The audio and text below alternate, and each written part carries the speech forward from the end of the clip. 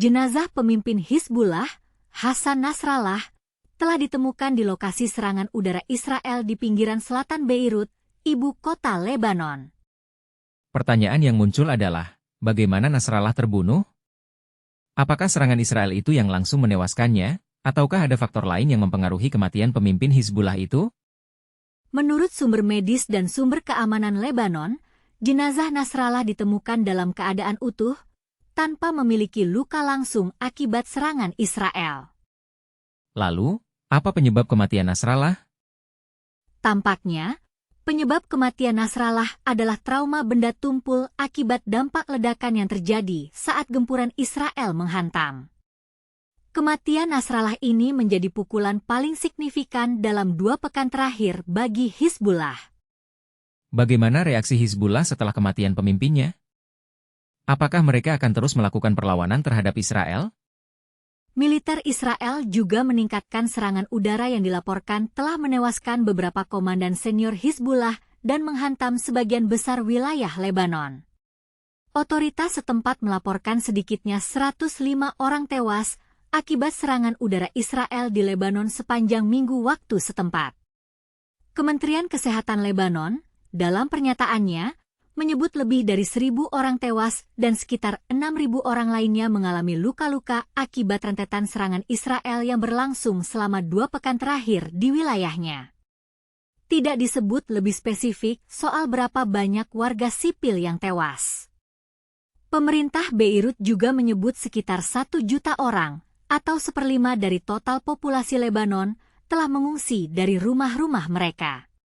Israel telah bersumpah akan terus melancarkan serangan hingga bagian utara wilayahnya kembali aman bagi ribuan warganya yang sebelumnya terpaksa mengungsi akibat rentetan serangan roket Hizbullah dari Lebanon. Drone-drone militer Israel dilaporkan mengudara di wilayah udara Beirut sepanjang minggu, dengan suara ledakan keras dari rentetan serangan udara menggema di sekitar ibu kota Lebanon. Kebanyakan serangan Israel dilancarkan terhadap wilayah Lebanon bagian selatan, yang menjadi lokasi sebagian besar operasi Hizbullah yang didukung Iran, atau di pinggiran selatan Beirut. Israel Defense Forces, IDF, merilis foto jet tempur F-15I lepas landas dari pangkalan udara untuk melakukan pembunuhan terhadap pemimpin Hizbullah, Hassan Nasrallah. Mereka membenarkan menggunakan bom bunker booster atau penghancur bunker. Mereka melacak posisi Nasrallah dengan melibatkan teknologi. Dilaporkan, sekitar 80 bom penghancur bunker berpemandu presisi dijatuhkan jet tempur itu ke markas bawah tanah Hizbullah di pinggiran kota Dahiyeh, Beirut.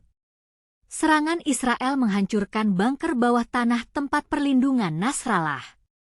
New York Times melaporkan pemimpin Israel memutuskan mengambil risiko karena merasa hanya punya waktu sebentar untuk menyasar Nasrallah.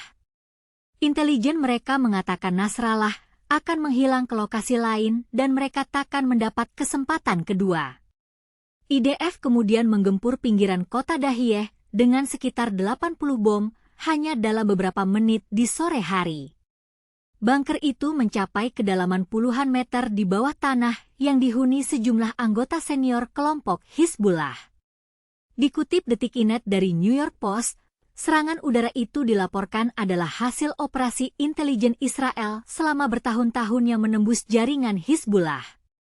Nasrallah pun terlacak di pusat komando bawah tanahnya di Beirut. Intelijen Israel diklaim mengetahui pergerakan pimpinan Hizbullah setelah beberapa tahun melakukan peretasan dan pengintaian terhadap mereka, yang merupakan salah satu milisi terbesar dan bersenjata terbaik di dunia. Setelah gagal membunuh Nasrallah beberapa kali di perang tahun 2006, Direktorat Intelijen Militer Israel, Aman, fokus menyusup ke Hizbullah. Negara Yahudi itu mendapat terobosan besar di 2012 saat Hizbullah mengerahkan pejuang ke Suriah untuk membantu Presiden Bashar al-Assad memadamkan pemberontakan.